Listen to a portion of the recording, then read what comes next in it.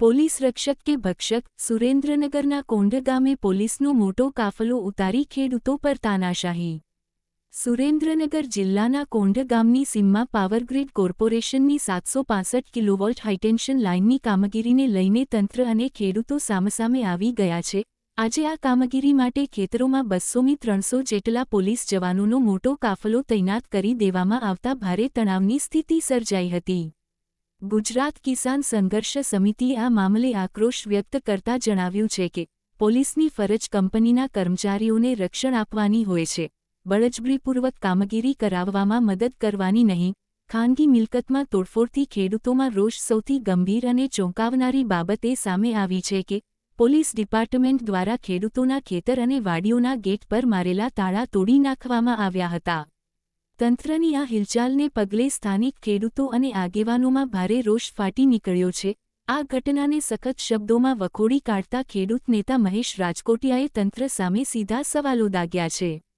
ખેડૂતના ખેતરના ગેટનું તાળું તોડવાનો અધિકાર પોલીસને કોણે આપ્યો? આવી તાનાશાહી ક્યાં સુધી ચલાવી લેવાશે? પોલીસ કાયદો અને વ્યવસ્થા જાળવવા માટે હોય છે, દાદાગીરી કરવા માટે નહીં। ખાનગી મિલકતને નુકસાન પહોંચાડવું એ કયા કાયદામાં લખ્યું છે? આ અન્યાય ક્યાં સુધી સહન કરવાનો? કાયદાકીય સ્થિતિ અને ખેડૂતોનો પક્ષ ગુજરાત કિસાન સંઘર્ષ સમિતિએ આ ઘટનાને કાયદાનું ઉલ્લંઘન ગણાવતા નીચે મુજબના મુદ્દા રજૂ કર્યા છે। સંવિધાનનો ભંગ। ભારતના સંવિધાનની કલમ 300A હેઠળ કાયદાની યોગ્ય પ્રક્રિયા વગર કોઈની પણ ખાનગી મિલકતમાં પ્રવેશ કરવો કે તેને નુકસાન પહોંચાડવું એ ગેરકાયદેસર છે।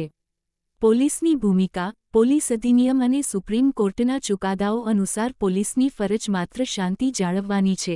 ખાનગી કંપનીના કામ માટે ખેડૂતો પર બળપ્રયોગ કરવો એ પોલીસના અધિકારક્ષેત્રમાં આવતું નથી।